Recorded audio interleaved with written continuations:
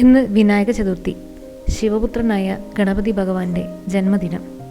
ഇന്നേ ദിവസം രാത്രി ചന്ദ്രദേവനെ, അതായത് ചന്ദ്രനെ കാണാൻ പാടില്ല എന്നൊരു ഐതിഹ്യവും വിശ്വാസവുമുണ്ട്. അതിന് പിന്നിൽ ഒരു കഥയുണ്ട്. ഒരിക്കൽ ഗണപതി ഭഗവാൻ യാത്ര ചെയ്യുമ്പോൾ ചന്ദ്രദേവൻ ഗണപതി ഭഗവാനെ കാണാനിടയായി. ഗണപതി ഭഗവാന്റെ രൂപവും ആനത്തലയുമെല്ലാം കണ്ട് അദ്ദേഹം പരിഹസിച്ചു. ഇത് കണ്ട് കോപിഷ്ഠനായ ഗണപതി ഭഗവാൻ ചന്ദ്രദേവനെ ശപിച്ചു.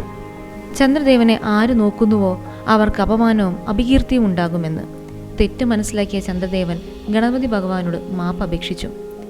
കൊടുത്ത ശാപം തിരിച്ചെടുക്കാൻ സാധിക്കില്ല. അതുകൊണ്ട് തന്നെ ശാപത്തിൽ ഇളവ് നൽകി.